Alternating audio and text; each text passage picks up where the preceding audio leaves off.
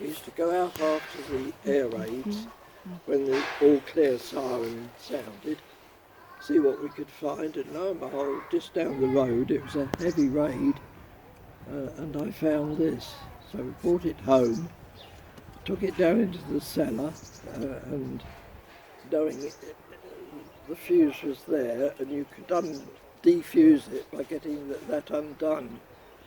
So we put it in a vice that we had in the cellar and tried to bang it to get it undone and get the screws, but it had been hit sideways, so in actual fact it had really jammed all the threads. The threads are under there.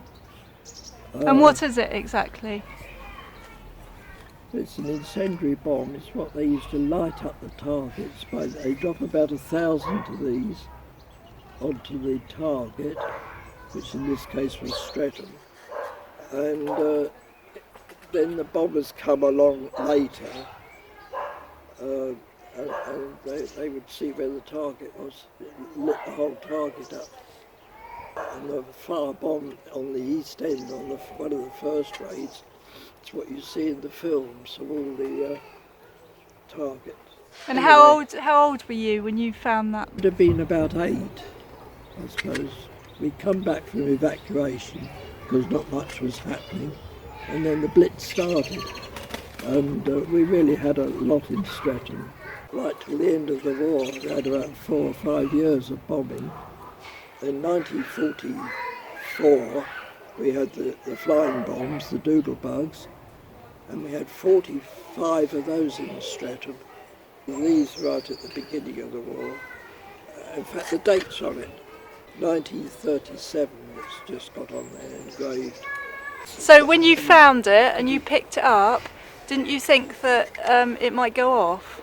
No, we used to read about these. I had a phosphorus fuse, and the phosphorus fuse was self-ignited, so after it had landed somewhere, the phosphorus would flare up, and that would ignite then you get a big flare, a very bright flare.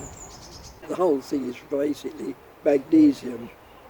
There is a certain magnesium powder inside, but I don't think that would come out now. And you did actually take it to the police station, did you? My dad came down to the cellar when we were trying to take it apart with my brother.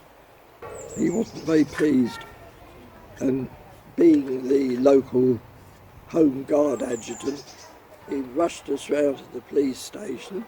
I was clutching onto the bomb, I wasn't going to let it go, because it was a souvenir. We all went out to find bits of shells, and mostly British stuff that they fired up. That's what made all the noise.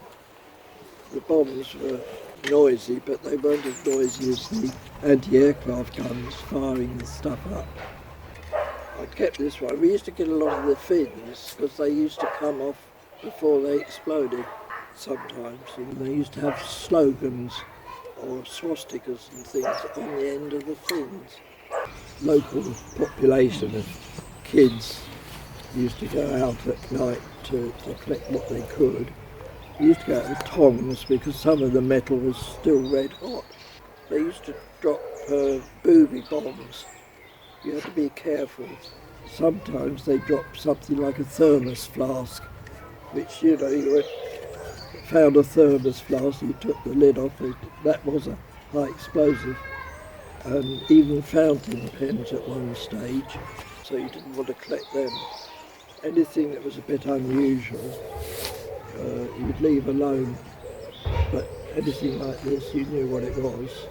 There was quite a lot dropped on Portsmouth. There must have been thousands of these dropped.